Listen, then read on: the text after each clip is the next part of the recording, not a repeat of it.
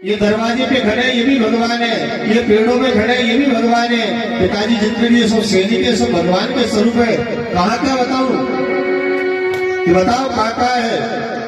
ये अरे पिता तू आवेड़ो और कहा बताऊं राम, और तो में मुंह में खड़गे खम्भ में और जागे पोवा राम।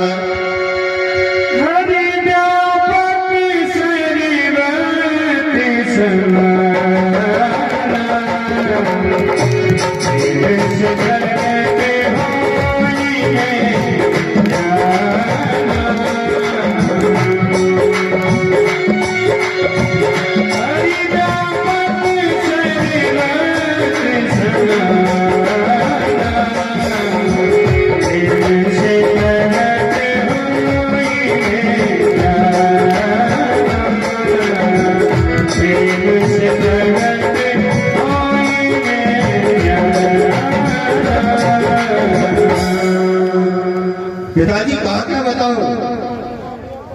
अच्छा तो इस कमरे में भी है। हाँ,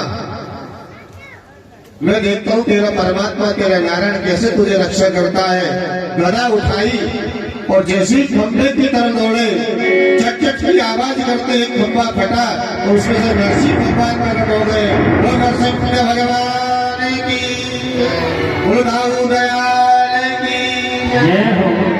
भगवान का जैसे ही स्वरूप देखा, धुंधुरियां बजने लगी, सभी देवता पुष्प वर्षा करने लगे। दिन के मध्य 12 बजे नरसिंह भगवान ने अवतार धारण कर लिया। ये तेरा भगवान है? हाँ पिताजी ये मेरा भगवान है।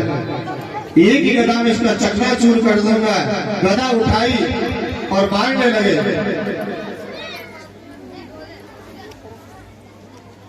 गदा उठा के जैसे मारने लगे, युद्ध प्रारंभ हो गया।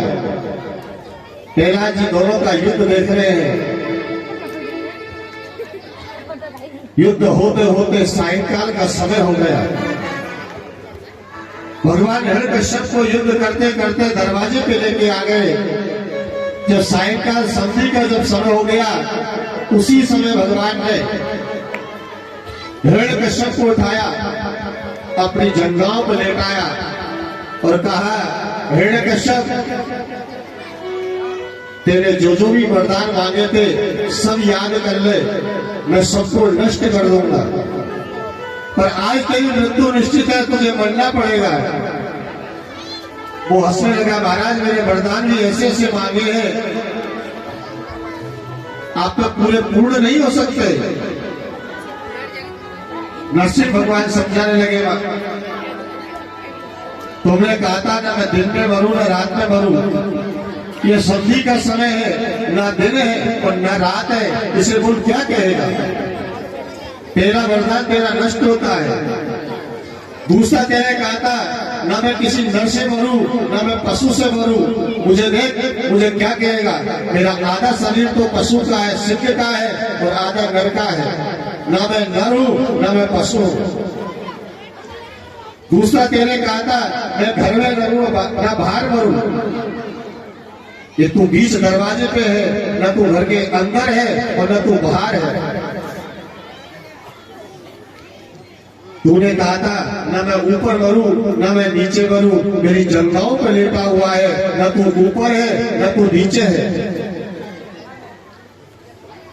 तूने कहा था कि तुम्हारे बनाए हुए 12 महीने में मैं किसी में नहीं मरूं। पर हिरण्यकश्यप मैंने तेरे लिए ये 13वां महीना बनाया है, जिसको पुरुषोत्तम मास कहते हैं। हम लोग उसको अधिक मास भी कहते हैं, जो 3 साल में एक बार आता है। ये सिर्फ मैंने तेरे लिए बनाया है। और तेरे कहा था न मैं अस्त्र से मरूं न मैं शस्त्र से मरूं। ये देख मेरे नाखून, इसको तू क्या अस्त्र कहेगा या शस्त्र कहेगा? और देखते ही देखते भगवान ने अपने नाखूनों से हिरण्यकश्यप की छाती पकड़ी और दोनों हाथों से देखते देखते छाती विदीर्ण कर दी। रक्त की हवन करता हुआ गदक प्राण हो गया।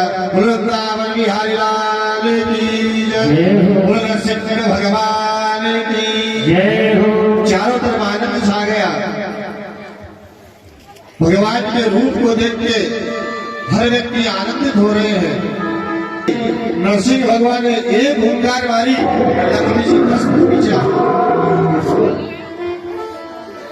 सुते मुनि वर्णन कर रहे हैं राजन, सभी देवता एक दूसरे को देख रहे हैं कि भगवान का इतना क्रोध पास में कौन जाएगा। तभी ब्रह्मा जी ने नारद से कहा, नारद अगर भगवान को कोई मना सकता है वो है प्रहलाद।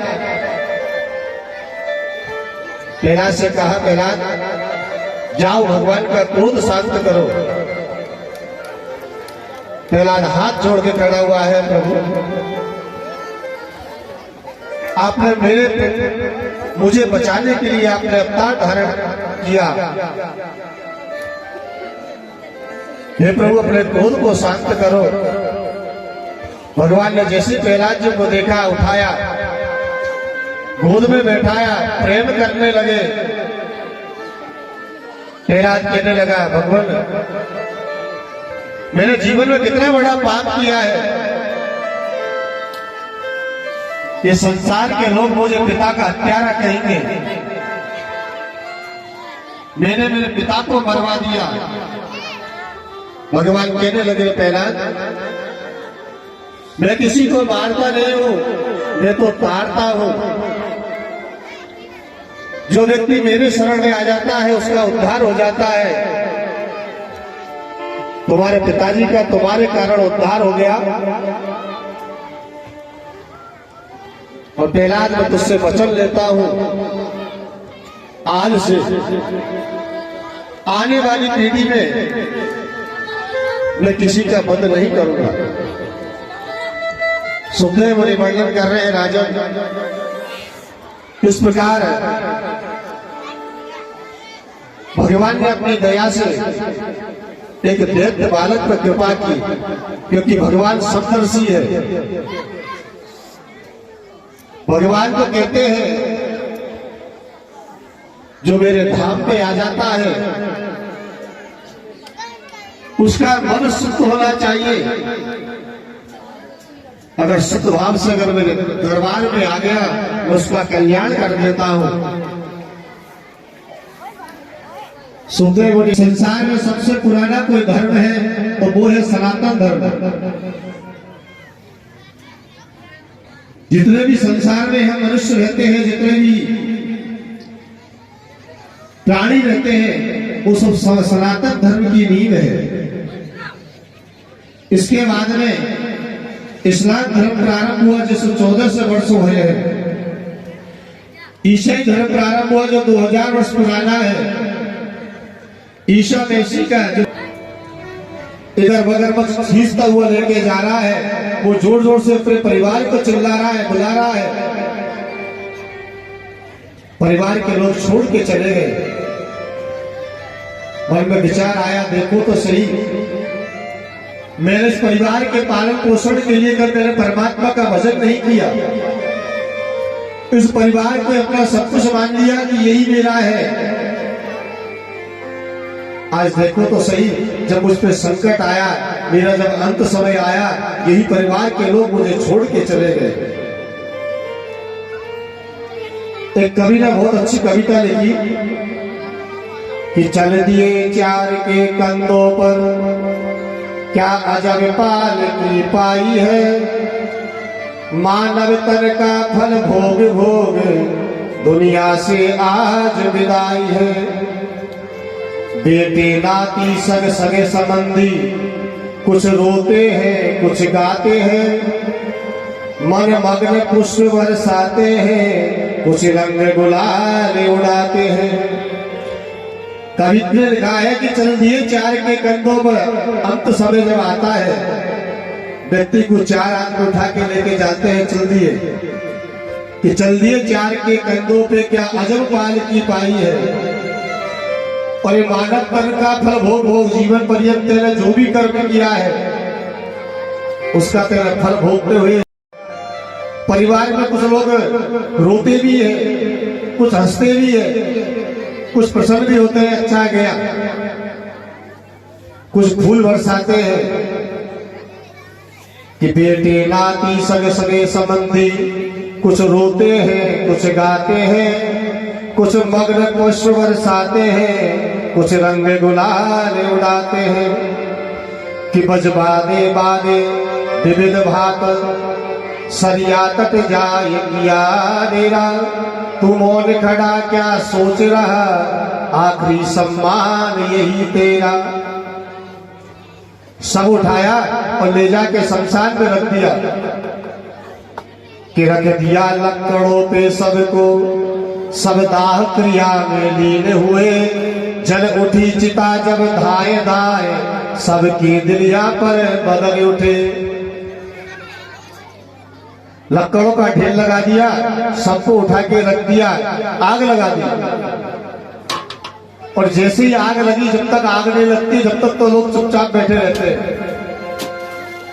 और जैसे ही अग्नि लगाई कि पंडित क्या मूढ़ अपर ज्ञानी, सब अपने अपने लीन हुए। मूर्ख हो, कोई बिजनेसमैन हो, कोई बुद्धिमान हो, कोई पंडित हो, सबको अपने अपने काम याद आने लग जाते हैं। जैसे ही अग्नि लगाई, अरे चलो भैया बहुत देर हो गई, हमको दुकान जाना है, हमको यहाँ जाना है, सब उसको भूल जाते हैं कि तू मौन खड़ा क्या सोच रहा, जीवन दीपक सा जलता है। तू खड़ा खड़ा कुछ मत सोचे, तेरा जैसा कर्म किया है वैसा तुझे फल मिलेगा। ये जितने भी तेरे साथ में आए हुए हैं वो यहीं तक है। हमारे पूर्वजों ने बहुत अच्छे अच्छे परिपाटी बनाई, हम लोग उसको भूल जाते हैं। जब सब यात्रा निकलती है तो सब सबसे आगे रहता है, लोग पीछे पीछे चलते हैं। और जब बारात निकलती है तो उसका उल्टा होता है। जितने भी आदमी बड़े बूढ़े होते हैं सब साफे लगा लगा के सब आगे आगे चलते हैं और दूल्हा सबसे पीछे चलता है। दोनों की अलग अलग व्यवस्था है। जब सब यात्रा निकलती है तो जो सबसे ऊपर जो जा रहा है, 4 आदमी के कंधों पे, वो पीछे चलने वालों से कहता है अपने कर्म सुधार लो, आज मेरा नंबर है, कल तुमको आगे आना है। अगर व्यवस्था सही रहेगी तो ठाकुर जी के धाम पहुंच जाओगे, नहीं तो ये भटकते फिरना है। इसलिए उसको आगे आगे लेके चलते कि पीछे वाले देखते चलो, आज ये जा रहा है कल हमारा नंबर आ रहा है। और बारात में सामने वाले जो दूल्हे उसको दर्शाया जाता है, भैया ये बैंड वाले जो चल रहे हैं ना, कोई कंचरा बोल रहा है, कोई मोटी आवाज में बोल रहा है, कोई ढोल बजा रहा है, पर एक साथ जब ये बज रहे हैं तो कितना आनंद आ रहा है कि वो जो नाचते हैं, आनंद से झूमते हैं। बैंड के सामने अलग अलग बजाओ तो कोई नहीं नाचे, पर एक सुर में जब बजते हैं तो सब नाचते हैं। उससे कहते हैं जिस परिवार में तू जा रहा है ना, उसमें कोई कंचरा बोलने वाला भी होगा, कोई मोटा वाला बोलने वाला भी होगा, कोई झगड़ने वाला भी होगा, कोई कैसा भी होगा, पर अपने परिवार को सबको एक साथ समाहित करते हुए इस ग्रस्त धर्म को चलाना है, जिससे तेरे जीवन में आनंद बना रहे। ये साफे बांध बांध के जो लोग आगे चल रहे हैं ना, इनका हमेशा सम्मान करते रहना, कभी जीवन में तू परास्त नहीं होगा। इसलिए सब लोगों को आगे आगे रखा जाता है और दूल्हे को पीछे रखा जाता है। ये सब विचार कर रहा है वो हाथी, मैंने मेरे परिवार के लिए अपना सर्वस्व नष्ट कर दिया, कभी परमात्मा का भजन नहीं किया, और आज देखो मेरा जब समय आया ये पूरा परिवार मुझे छोड़ के चला गया।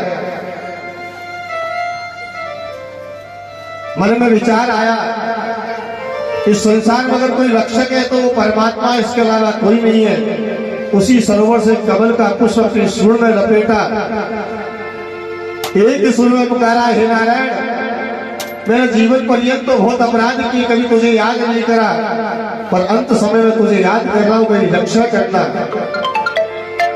उस हाथी की ऐसी पुकार सुनी कि भगवान उस समय लक्ष्मी जी के पास बैठे हुए थे। तुरंत दौड़ लगाई कि हाथ पकड़ कमला कह और कहाँ जाओ ब्रजराज, और हाथों कमला ने सुनी और थी सुनी गजराज। भगवान कहने लगे कि हाथी को बचाने जा रहा अब तेरे नाम की प्रीत कसी है, तेरो ही आसरो एक मलूक नहीं प्रभु साको दूजो जसी है। हे हो मुरारी पुकार कहूँ, अब मेरी हंसी नहीं तेरी हंसी है। और डूबतों को बचा लेने वाले मेरी नैया है तेरे हवाले। वो डूबतों को बचा लेने वाले मेरी नैया है तेरे हवाले।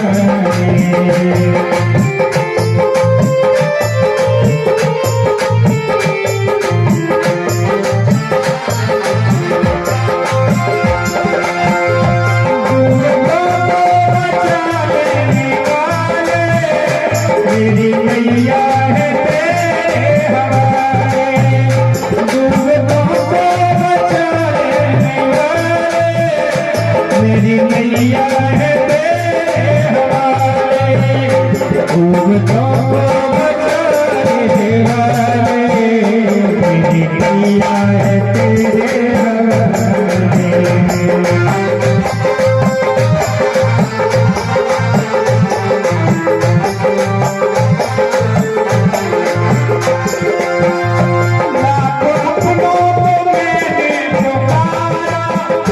सबके सब कर गए हैं किनारा। हे प्रभु लाख अपनों को मैंने पुकारा, सबके सब कर गए हैं किनारा। और कोई न बेटा दिखाई, सिर्फ तेरा है अब तो सहारा, सिर्फ तेरा है अब तो सहारा। कौन तुम बिन भंवरी से निकाले, कौन तुम बिन भंवरी से निकाले मेरी मैया है तेरे हवाले। डूबतों को बचा लेने वाले मेरी मैया है तेरे हवाले।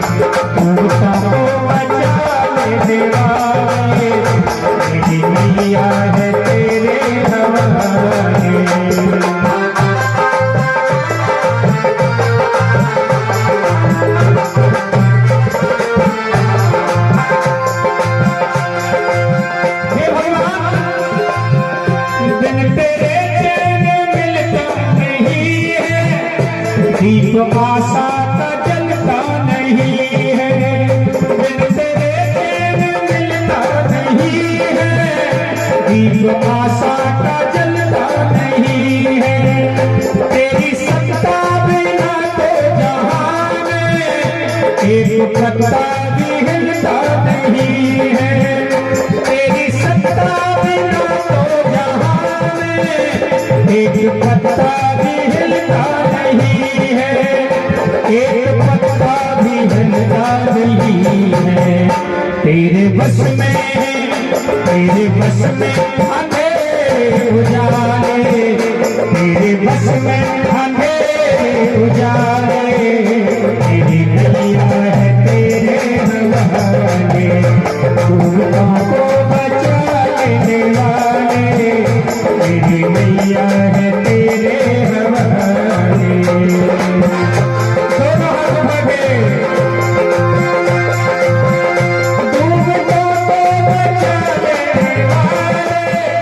मेरी नैया है तेरे हवाले, डूबता तो बचा लेने वाले। मेरी नैया है तेरे हवाले, ओ मेरी नैया है तेरे हवाले, डूबता तो बचा लेने वाले।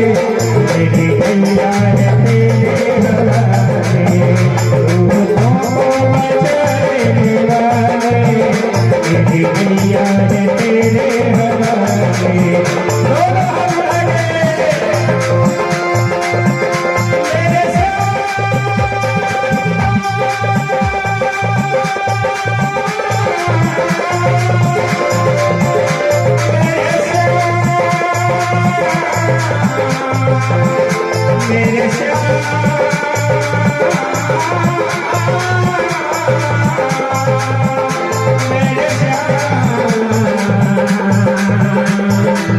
मेरे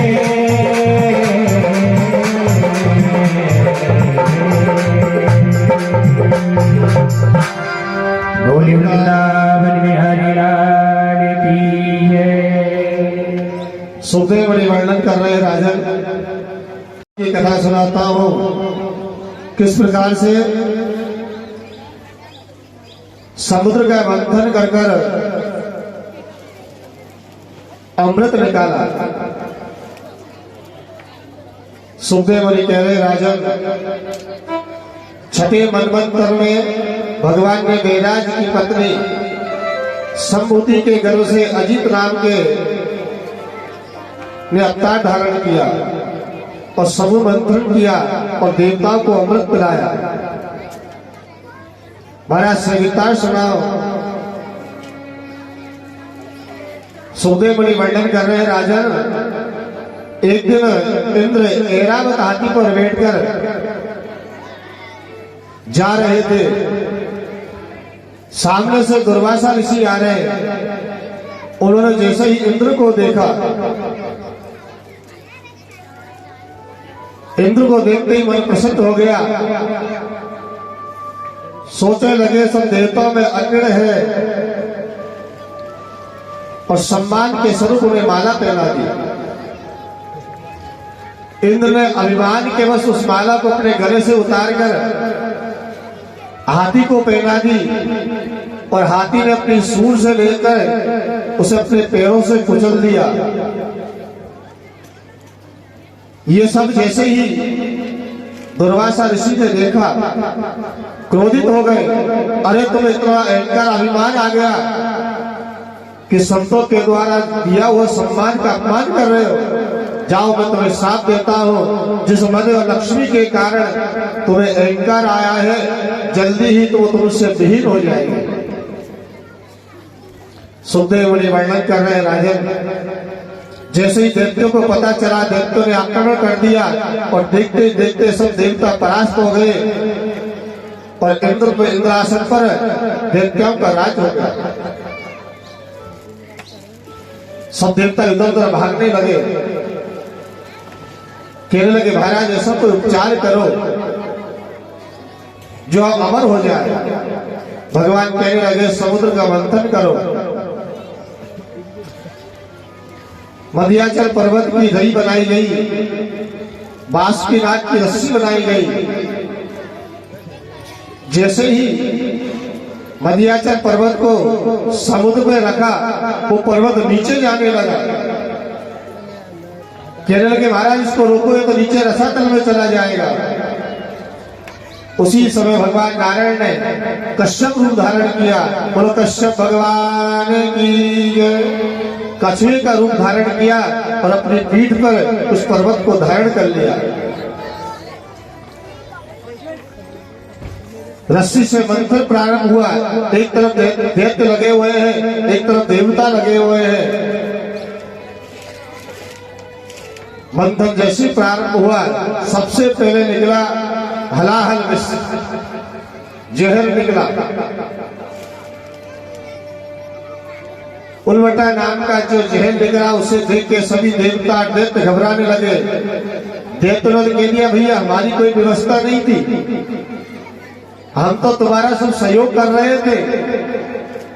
अब ये जहर निकल रहा है तो कौन पिएगा, किसको पिलाना, वो आप लोगों की व्यवस्था है।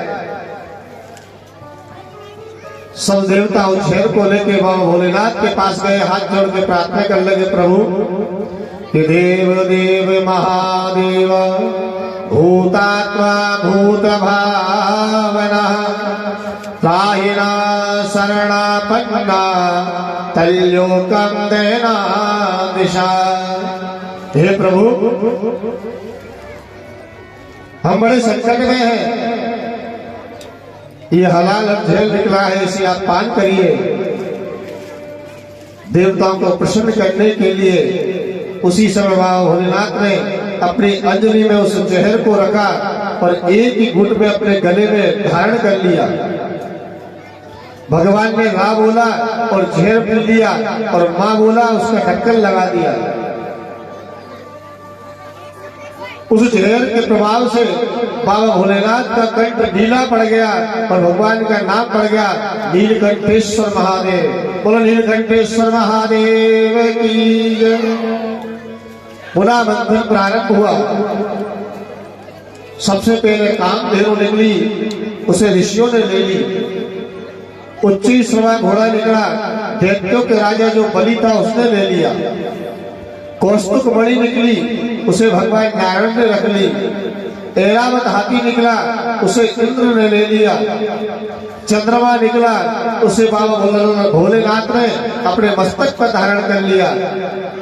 रंभादी अप्सरा निकली, उन्हें स्वर्ग में भेज दी। पारिजात वृक्ष निकला, उसे भी स्वर्ग में भेज दिया। अब लक्ष्मी जी का प्रादुर्भाव हुआ, समुद्र मंथन हुआ और जैसे ही लक्ष्मी जी बाहर निकली, सभी लक्ष्मी जी का वरण करने के लिए भागने लगे। इसको हम अपने साथ रखेंगे, इसको हम अपने साथ रखेंगे। लक्ष्मी जी कहने लगी सभी लाइन में बैठ जाओ, जो मुझे पसंद आ जाएगा मैं उसका वरण कर लूंगी। एक तरफ संत बैठ गए, संतों को देखा, कहने लगे तेजस्वी है पर क्रोधी बहुत होते हैं संत। आगे निकली शुक्राचार्य बृहस्पति जी बैठे हुए, इनमें ज्ञान तो बहुत है पर आसक्ति बहुत है। सबको छोड़ती हुई आगे निकली। एक पेड़ के नीचे भगवान नारायण भगवान विष्णु बैठे हुए हैं, उनको देखते ही मंद मंद मुस्कुराने लगी और देखते ही देखते भगवान के नेत्र द्वारों से हृदय में प्रवेश कर गई और लक्ष्मी जी ने भगवान का वरण कर लिया। तो लक्ष्मी नारायण भगवान की जय। मंगलम भगवान विष्णु मंगलम गरुड़ध्वज मंगलम पुंडरीकाक्ष मंगलायस्तनो हरि। फिर पुनः समुद्र मंथन हुआ, शराब निकली, मदरा निकली। इसे कौन लेगा, उन्हें दैत्य को दे दो, ये अपने काम की नहीं है। उसी समय श्राप को श्राप भी दे दिया, आज के बाद जो भी इसको पिएगा वो मेरे धाम पे कभी नहीं आएगा, वो दैत्य के स्वरूप रहेगा। आज के हम देखते हैं ना, पीने वाले बिल्कुल राक्षस जैसे रहते हैं, न उनको बोलने की सभ्यता, न रहने की सभ्यता, न खाने की सभ्यता। ना परिवार में कैसे उठना है, बैठना है, कहाँ जाना है, कहाँ करना है, एक ही काम की दिन हो गए पीना।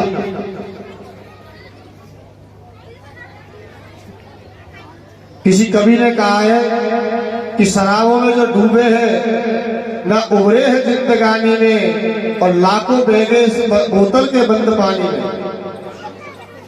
कहीं परिवार उजड़ गए इसमें, कहीं गृहस्थी खत्म हो गई। एक सेठ जी थे, उनको जुकाम हो गई, सर्दी, खूब दवाई ली पर दवाइयों को कोई असर नहीं। एक दिन हो, 2 दिन हो, 3 दिन हो गए। एक सज्जन से कहा, भैया खूब दवाई ली पर सर्दी मिट नहीं रही है, कुछ उपचार हो तो बताओ। उन्होंने कहा, सेठ जी उपचार एक ही है, थोड़ी सी पी लो, पियोगे तो सब निकल जाएगा। उन्होंने कहा, मर जाऊंगा और पीऊंगा नहीं, मैंने कभी जीवन में आज तक नहीं पी, अब क्यों धर्म भ्रष्ट करूंगा। ठीक है सेठ जी, जैसी आपकी इच्छा। 2-4-8 दिन और हो गए। सेठ जी ने सोचा जुकाम नहीं मिट रही है, सर्दी नहीं जा रही है, कुछ तो उपचार करना पड़ेगा। सेठ जी के पड़ोस में एक पियक्कड़ रहता था। सेठ जी चुपके से उसके घर में गए। जैसे ही सेठ जी को देखा, बड़े आदर के साथ में हाथ जोड़ खड़ा हुआ, सेठ जी आप हमारे यहाँ पधारे। हाँ, थोड़ा सा काम था आपसे, बैठो बैठो बैठो। बड़े प्रेम से सेठ जी को बैठाया पियक्कड़ ने। कहने लगा, सेठ जी बताओ कैसे आना हुआ। बोले, भैया थोड़ी सी मैं भी पीऊंगा। सेठ जी आप कहते हुए तो घर ही आ जाता। अरे नहीं भैया यही ठीक है, थोड़ी सी। अब किसी पियक्कड़ के पास में कोई सेठ आया हो, आनंद आ गया, बढ़िया गिलास साफ किया, बढ़िया सी भरी थोड़ी सी और सेठ जी को दी। सेठ जी उसे एक घूंट में पी गए, और पीने के बाद में गिलास नीचे रखा और पियक्कड़ से पूछने लगे, भैया एक बात बताओ, मैंने कभी आज तक नहीं पी, मैंने मेरा धर्म भ्रष्ट कर लिया, पर ये तो बताओ इसको पीने से मेरी सर्दी तो चले जाएगी ना। वो पियक्कड़ कहने लगा, महाराज तुम सर्दी की बात करते हो, मेरी 300 बीघा जमीन और मेरी घरवाली छोड़ के चलेगी क्या? सर्दी की बात चालू तो करो, सब चली जाएगी। सुखदेव मुनि वर्णन कर रहे हैं, राजन फिर मंथन प्रारंभ हुआ। अब धन्वंतरी भगवान प्रकट हुए हैं अमृत का कलश लेके। अमृत का कलश जैसे ही देखा, चारों तरफ आनंद छा गया। दैत्य और देवता दोनों ने मंथन करना बंद कर दिया और अमृत का कलश लेने के लिए भगे। पहले देवता ने छीना, फिर उसको दैत्य छीन के भाग गए। सब देवता कहने लगे, महाराज बड़ी मेहनत करके तो मंथन ही किया, आखिरी में अमृत का कलश भी आ गया, अब ये दैत्य लेके भगे, इनसे आना मुश्किल है, कोई उपचार करो। अगर ये पी गए तो फिर तो यही अमर हो जाएंगे। भगवान ने कहा, ठीक है आप सब नेत्र बंद कर लो, मैं कोई उपचार करता हूं। उसी समय भगवान ने अपने स्वरूप को ऐसा सुंदर बनाया, मोहिनी रूप धारण कर लिया। बोलो मोहिनी भगवान की जय। भगवान ने मोहिनी रूप धारण, सुंदर स्त्री का वेश धारण कर लिया, 16 श्रृंगार किया हुआ है, उल्टे पल्ले की साड़ी पहनी हुई है, एक हाथ में गेंद है, कटाक्ष नजरों से देखते ही निकल रही है। जैसे ही सुंदर स्त्री को देखा, दैत्य पीछे पीछे भागने लगे। कहने लगे, देवी तुम कौन हो, कहां से आई हो? तुम बहुत सुंदर हो, हमारे साथ चलो। मोहिनी भगवान कहने लगे, भैया साथ में तो चलूंगी, मिलेगा क्या? ये अमृत का कलश है, ये तुम ले जाओ, पर हमारे साथ चलो। मोहिनी भगवान कहने लगे, तुम कितने भोले हो, तुम एक अज्ञान स्त्री को इतना विश्वास कर लिया कि तुमने अमृत का कलश मुझे हमें दे दिया। अगर मैं इसे लेके भाग गई तो? जैसे ये बात की और विश्वास हो गया, नहीं नहीं मोहिनी भगवान कहने लगे, देखो मैं न्याय की बात करती हूं। समुद्र का जब मंथन हुआ तो जितना सहयोग तुम्हारा था उतना ही देवताओं का था या नहीं? हाँ देवी था। तो अमृत भी दोनों को मिलना चाहिए। नहीं नहीं, ये अमृत तो हमारा है, इसको तो हम ही पिएंगे। मोहिनी भगवान कह रहे मेरी बात मानो, इसमें दो प्रकार का अमृत है। ऊपर तो पतला पतला है, नीचे गाढ़ा गाढ़ा है। देवताओं का मान रखने के लिए पतला पतला उन्हें पिला देती है और फिर गाढ़ा गाढ़ा तुम पी लेना। दैत्य राजी हो गए, महादेव कितनी बुद्धिजीवी है, इसलिए तो कह रहे देवी हमारे साथ चलो, हमारे जीवन का उद्धार हो जाएगा। दोनों की पंक्ति लगा दी, एक तरफ देवता बैठ गए, एक तरफ दैत्य बैठ गए। मोहिनी भगवान सभी देवताओं को अमृत पान करा रहे हैं। उसी समय सुरभानु नाम के एक राक्षस है, वो समझ गया ये कोई ना कोई चाल वो विष्णु की जरूर है। सूर्य और चंद्रमा के बीच में देवताओं का स्वरूप बना के बैठ गए। भगवान जैसे ही सूर्य के पास पहुंचे, सूर्य को अमृत पिलाया, सुरभानु को अमृत पिलाया। भगवान सब जानते हैं ये राक्षस है, पर भगवान ने मत दर्शाया है कि पंक्ति भेद कभी नहीं करना चाहिए। मुखिया मुख सो चाहिए, खान पान सो एक। घर में जो चीज बनी है सबके लिए समाहित होना चाहिए। ऐसा नहीं कोई अच्छा आदमी है, कोई ज्यादा कमा रहा है उसे बढ़िया बढ़िया खिलाना है, कोई कम कमा रहा है उसे कच्ची पच्ची बना खिला दो, उसका महादोष लगता है। भगवान ने कहा है मुझे पता है राक्षस है, पर ये पंक्ति में देवताओं के साथ बैठा है, इसलिए पंक्ति भेद नहीं होना चाहिए। सुरभानु को भी अमृत पिलाया। जैसे ही चंद्रमा ने अमृत पिया, चंद्रमा सूर्य ने कहा महाराज तुमने इसको क्या पिला दिया, ये तो राक्षस है। उसी समय वो अपने रूप में सामने खड़ा हो गया।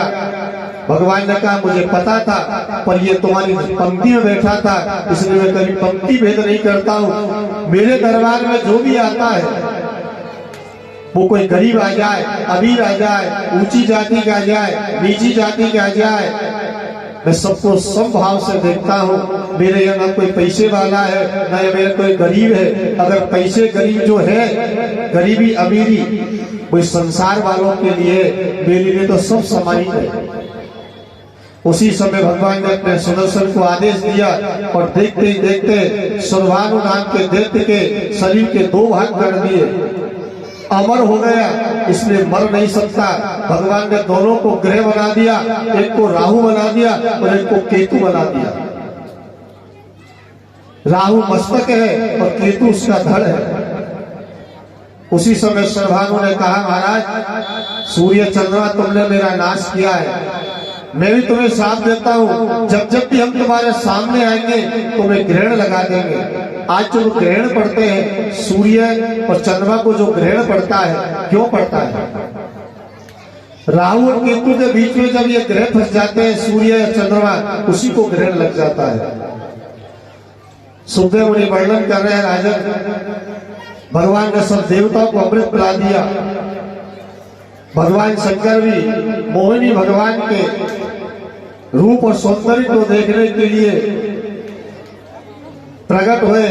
उन्होंने भगवान के दर्शन किए और भगवान के पीछे व्याकुल होकर भागने लगे।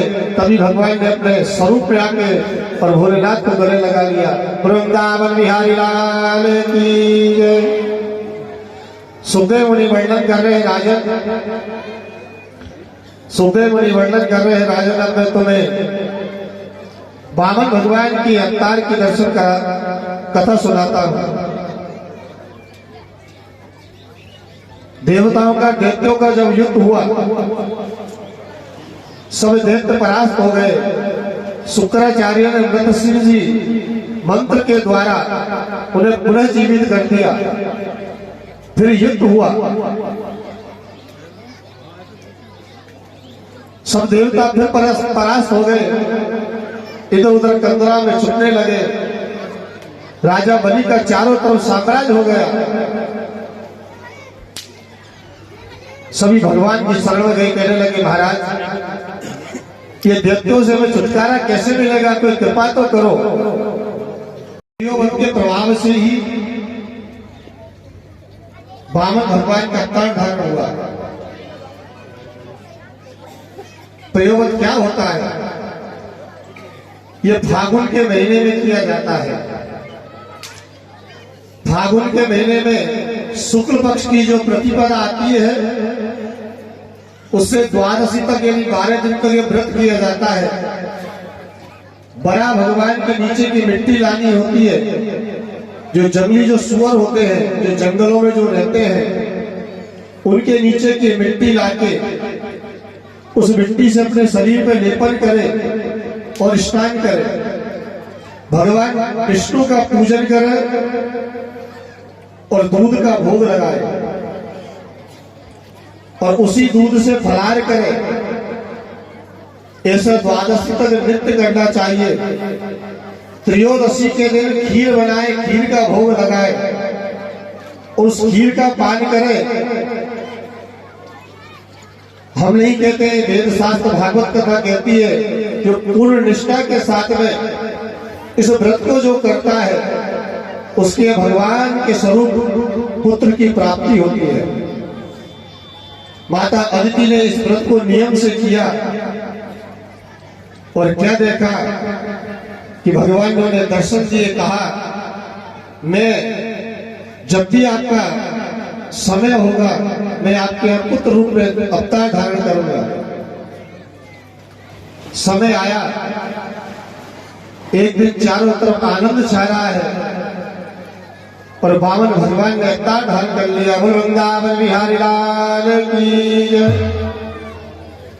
वामन भगवान कितने बड़े हैं, मात्र 52 उंगल के हैं। उनके शरीर पे कितना तेज है, करोड़ सूर्य के समान शरीर पे तेज चमक रहा है। यज्ञों को भी संस्कार हुआ, वामन को पात्र दिया, भूमि ने आसन दिया, माता ने कोटि पहनाई, कुबेर ने भिक्षा पात्र दिया, सरस्वती ने रुद्राक्ष की माला पहनाई, ब्रह्मा ने कमंडल दिया, सप्त ऋषियों ने छत्र दिया और मां पार्वती ने भिक्षा दान दिया।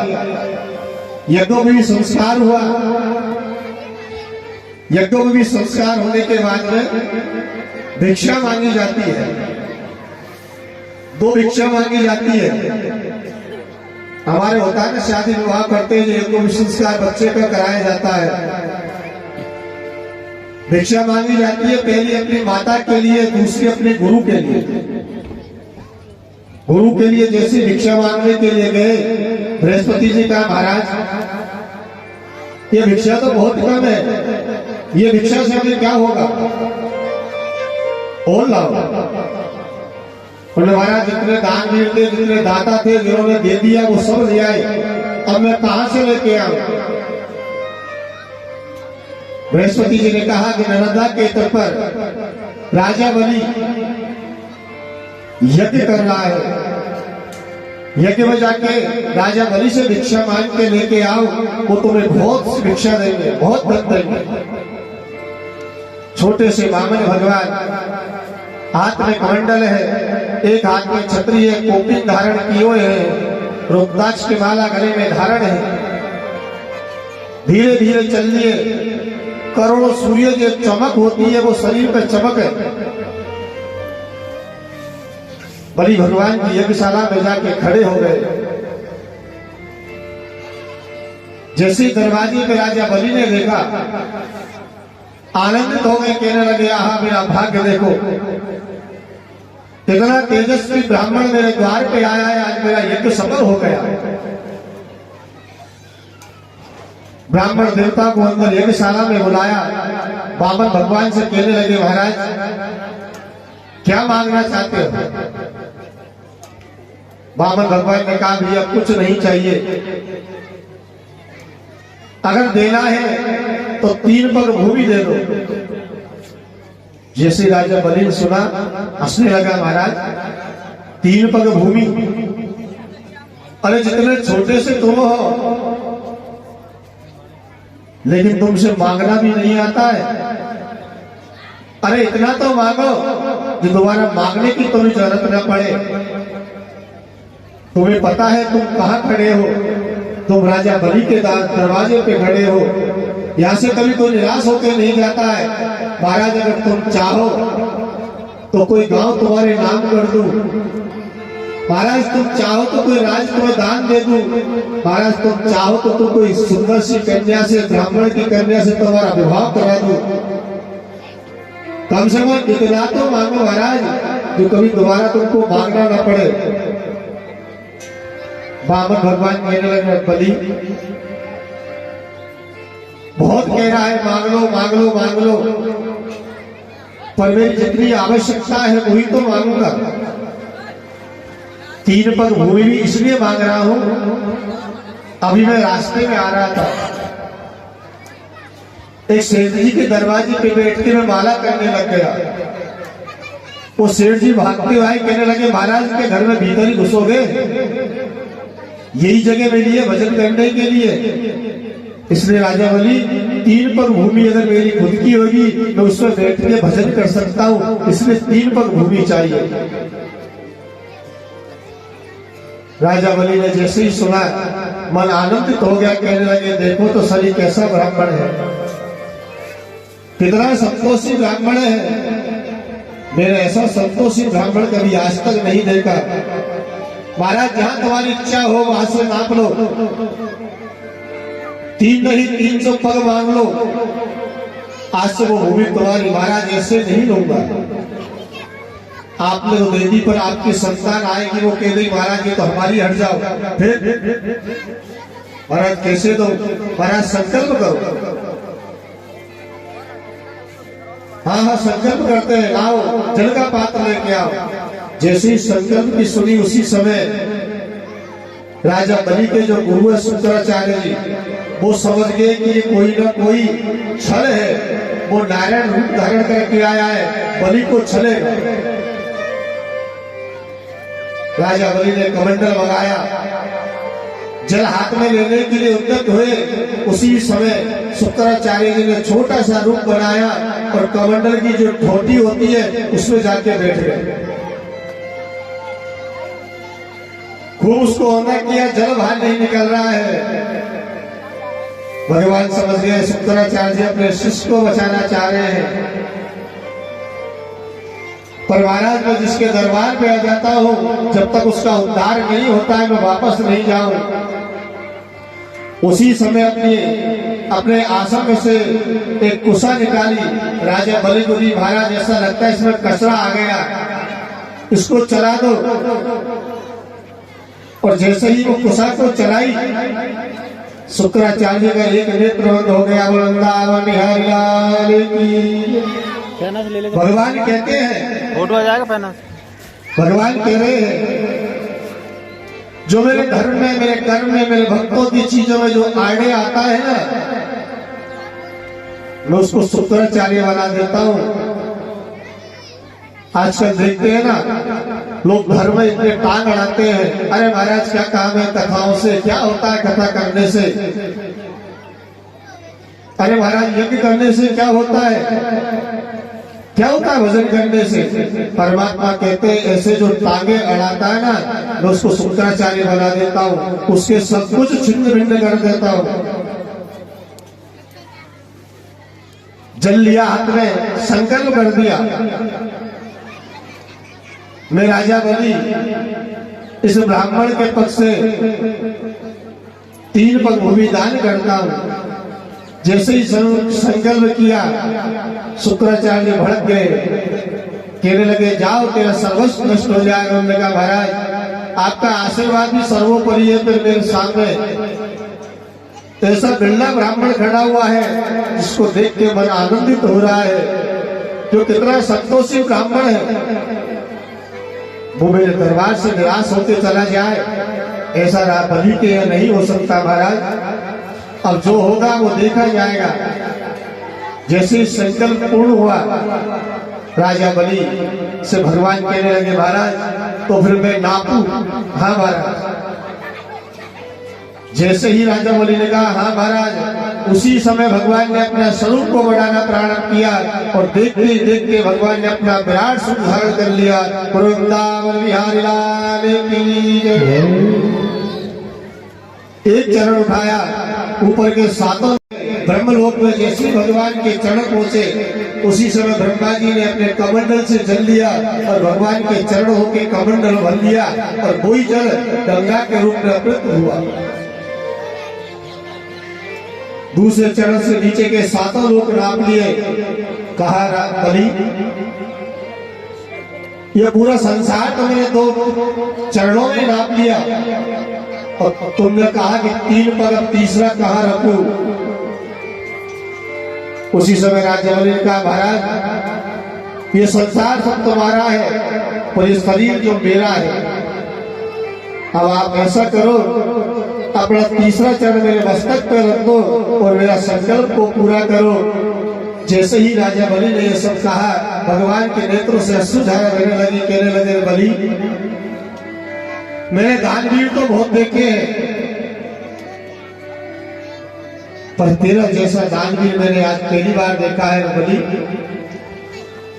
मेरा भी जीवन धन्य हो गया, तेरे जैसा भक्त से मुझे पाला पड़ा। उसी समय भगवान ने अपने चरण बलि के मस्तक पर रखे और सुतल का साम्राज्य दे दिया। कहा, महाराज आज से तुम यहां निवास करो, मैं तुम्हारे भजन से तुम्हारे दान से प्रसन्न हूं, मांगो क्या मांगना चाहते हो। उसी समय उनकी पत्नी कहने लगी, महाराज तुम कब से दानवीर हो गए।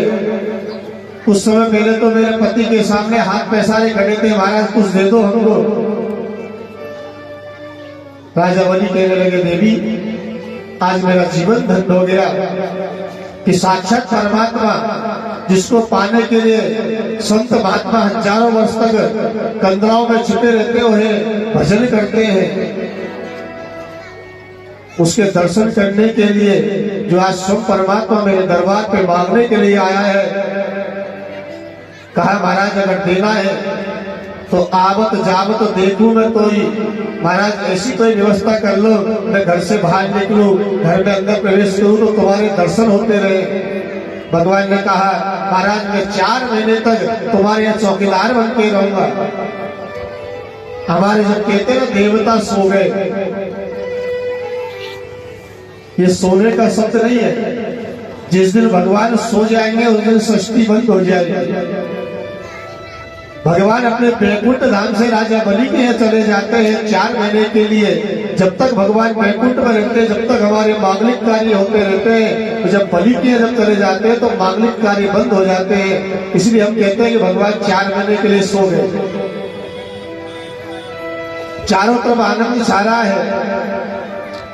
बहुत दिन हो गए। नारद जी से पूछा, नारद जी भगवान के 52 अवतार का तो देखा, उसके बाद पता नहीं कहाँ चले गए। उन्होंने कहा, देवी जाना है, अगर भगवान से मिलना है तो राजा बलि के चले जाओ, भगवान चौकीदार बन के रहते हैं। भगवान कहते हैं, अहम भक्ता पराधीना, जो संसार मेरी चौकीदारी करता है, आज मैं भक्त के इतना आनंद हो गया, मैं उसकी चौकीदारी कर रहा हूं। लक्ष्मी जी गई, रक्षाबंधन का दिन आया, कहने लगी, भैया मेरा कोई भाई नहीं है। राजा बलि ने कहा, बहन मेरे भी कोई बहन नहीं है, मैं क्या आपके राखी बांध दूं? हाँ बांध दो। रक्षा सूत्र बांध दिया। आज भी ब्राह्मण देवता मंत्र बोलते हैं, ये नबद्धो बलि राजा दानवेंदो महाबला तेना तन्मद बदनामी रक्षैमाचल माचल। हे परमात्मा, जैसे तुमने बलि की रक्षा की, इसी प्रकार से हमारी रक्षा करना। राखी बांधी। राजा बलि कहने लगा, बहन क्या चाहिए बताओ। उन्होंने कहा, भैया जो मांगती देना पड़ेगा। हाँ जो मांगेगी वो दूंगा। उन्होंने कहा, सब आनंद है, ठाकुर जी की पूर्ण कृपा है, पर भैया एक तुम्हारा चौकीदार की जरूरत है, इसे भेज दो। उसी समय लक्ष्मी नारायण भगवान ने चतुर्भुज रूप में बलि को दर्शन दिए, आनंदित हो गए। वृंदावन बिहारी लाल की। अब एक 5 मिनट का विश्राम। इसके बाद में कथा प्रारंभ होगी। शाम को 4 बजे बड़ी धूमधाम से भगवान श्री कृष्ण का जन्मोत्सव मनाया जाएगा।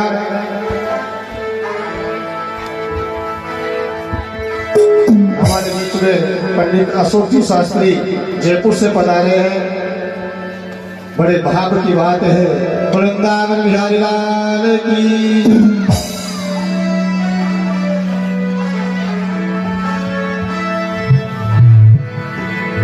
बोली माँ के बिहारी लाल की जय।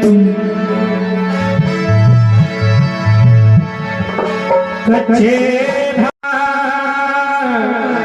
निश्चल प्रेम कतार रक्षा बंधन पर भी है भाई बहन का प्यार। हरिद्वारे पे तेरे आई है भैया छोटी बहनिया और छोटी बहनिया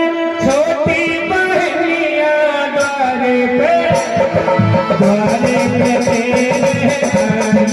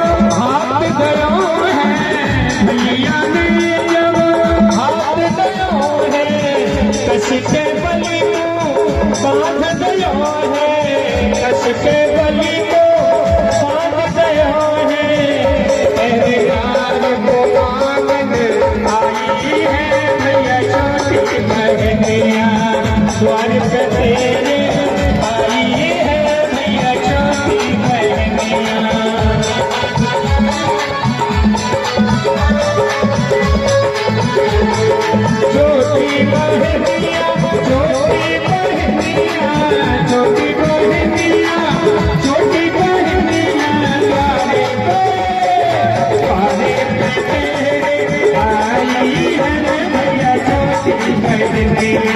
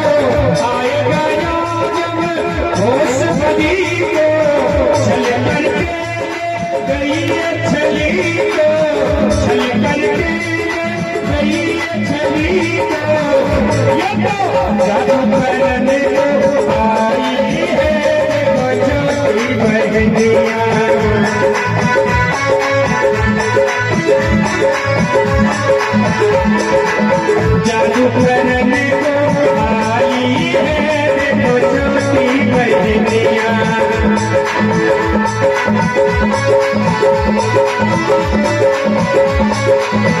छोटी बहनिया छोटी बहनिया छोटी बहन मेरी छोटी बहनिया द्वारे पे तेरे आई है छोटी बहनिया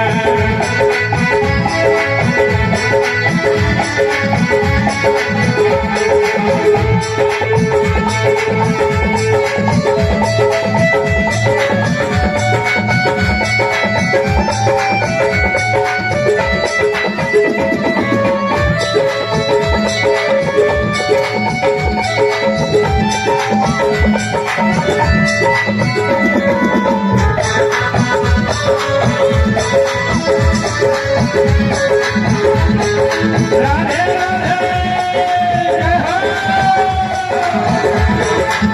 राम रहे ना रही है माया राम रहे ना रही है माया बलि सिर धुने धुने के पछताया बलि सिर धुने धुने के पछताया ब्रजवासी भजन ये गाया ब्रजवासी ने भजन ये गाया और चलिया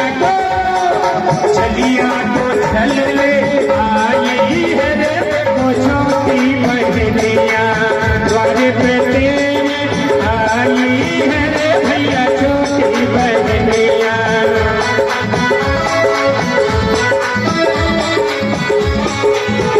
राम रहे ना रही है माया बलि सिर धुने धुने के पछताया ब्रजवासी ने भजन ये गाया अरे चलिया को चले आए गली रे देखो छोटी बहनिया द्वारे पे तेरे आई है रे देखो छोटी बहनिया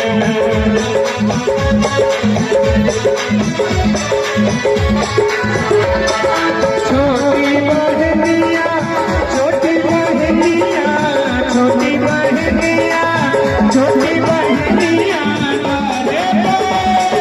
द्वारे पे तेरे आए गई रे देखो छोटी बहनिया द्वारे पे तेरे आए गई रे देखो छोटी बहनिया छोटी बहनिया छोटी बहनिया बोलिए भक्त वत्सल भगवान की जय।